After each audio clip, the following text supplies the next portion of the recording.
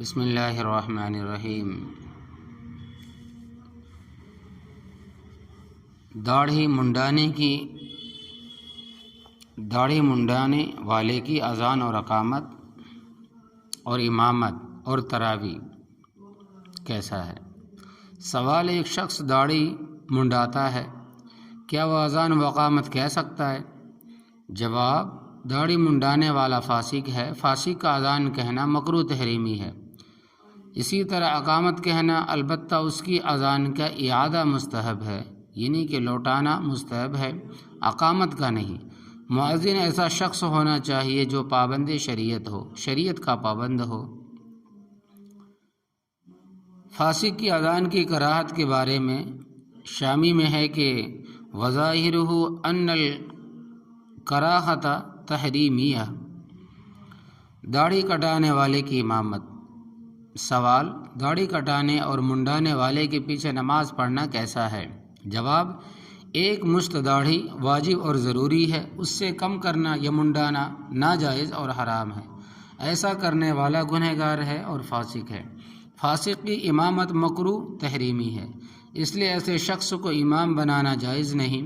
اگر کوئی ایسا شخص جبراً امام بن گیا یا مسجد کی انتظامیہ کمیٹی نے بنا دیا اور ہٹانے پر طاقت نہ ہو تو کسی دوسرے مسجد میں نیک امام تلاش کرے۔ اگر میسر نہ ہو تو جماعت نہ چھوڑے بلکہ فاسق کے پیچھے ہی نماز پڑھ لے۔ اس کا وبال و عذاب مسجد کے انتظامیہ کمیٹی پر ہوگا۔ سوال: حافظ قرآن کی داڑھی اگر ایک مشت سے کم ہو تو اس کے پیچھے تراویح پڑھنے کا کیا حکم ہے؟ جواب: داڑھی ایک مشت سے کم کرنا بالاتفاق حرام ہے، ایسا حافظ فاسق ہے۔ فاسق کے پیچھے نماز پڑھنا مکروہ تحریمی ہے۔ اگر متبع شریعت حافظ نہ ملے، یعنی کہ شریعت کے مطابق شریعت کا اتباع کرنے والا حافظ نہ ملے، تب بھی فاسق کو تراویح میں امام بنانا جائز نہیں ہے۔ لہذا فاسق کی اقتداء میں، یعنی فاسق کے پیچھے تراویح پڑھنے کے بجائے، یعنی قرآن کریم سننے کے بجائے چھوٹی صورتوں سے پڑھی جائے، یعنی الم ترا سے۔ سوال: داڑھی مونڈنے کی اجرت کے کیا حکم ہے؟ جواب: واضح ہو کہ اپنی داڑھی منڈانا یا ایک مشت سے کم کرنا حرام، ایسے ہی دوسرے کی داڑھی مونڈنا اور مقدار مذکورہ سے کم کرنا بھی، یعنی ایک مشت سے کم کرنا بھی حرام ہے، اور داڑھی مونڈنے کی اجرت وصول کرنا بھی حرام۔ لہذا بری کا پیشہ اختیار کرنے والی، یعنی حجام کا پیشہ اختیار کرنے والے اپنی روزی حرام نہ کریں۔ ہاتھوں کا گناہ۔ دونوں ہاتھوں کی آفات گناہوں میں سے عورت کے سر کے بال اور مرد کی داڑھی کا مونڈنا اور مٹھی سے کم کرنا، تراشنا بھی ہے، چاہے یہ مونڈنا اور کترنا اس مرد یا عورت کی اجازت سے کیوں نہ ہو، کیونکہ یہ گناہ کے کام میں مدد کرنا ہے، اور گناہ کے کام میں مدد کرنا بھی گناہ ہے۔ نیز کشاف القنا میں ہے کہ داڑھی منڈانے کے لیے کسی کو اجرت دینا اور اجرت کا لینا دونوں حرام ہے۔ سوال: جو شخص داڑھی منڈاتا یا کٹواتا ہو اسے سلام کرنا جائز ہے یا بھی نہیں؟ جواب: داڑھی کو منڈانا یا ایک مشت سے کم کرنا حرام ہے، ایسا شخص فاسق ہے۔ فاسق کی توقیر و احترام جائز نہیں، ایسے شخص کو سلام کرنا مکروہ ہے۔ تاہم اگر اس سے جان پہچان یا رشتہ داری ہو تو اس کو سلام کرنا چاہیے تاکہ آپس میں منافرت نہ پھیلے اور وہ دین سے بیزار نہ ہو جائے۔ سوال: داڑھی منڈا اگر کسی کو سلام کرے تو جواب دینا چاہیے یا نہیں؟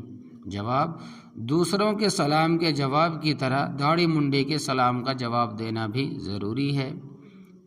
سوال: آج کل ہمارے ہاں دستور ہو گیا ہے کہ جس کے چہرے پر تھوڑی بہت داڑھی کے بال ہوں اس کو مولانا کہہ دیا جاتا ہے، اسی لقب کے ساتھ اس کو پکارا جاتا ہے۔ شرعی مسئلہ بھی بعض دفعہ اس سے پوچھا جاتا ہے، یعنی شریعت کے مسئلے بھی اس سے پوچھے جاتے ہیں۔ اس سے کوئی غلط کام سرزد ہو جائے تو اس کو بنیاد بنا کر علماء کو بدنام کیا جاتا ہے۔ کیا شرعاً ہر کسی کو مولانا کہنا جائز ہے؟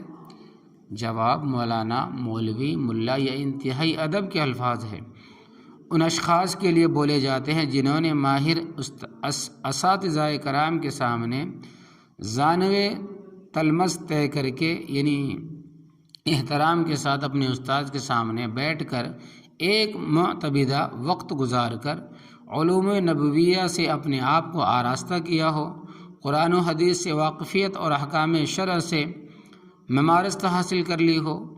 ہر کس و ناقص کو مولوی مولانا کے خطاب دینا، دینی مسائل کے لیے ان کی طرف رجوع کرنا، ان کے اقوال و افعال کو سند بتانا، یہ گمراہی کا ایک خطرناک دروازہ کھولنا ہے۔ اس لیے ہر کسی کو مولانا کہنا جائز نہیں ہے۔ دین کے معاملات میں ہر کس و ناقص کو مقتدا بنانا، ان پر اعتماد کرنا بھی جائز نہیں، اس سے احتیاط کرنا نہایت ضروری ہے۔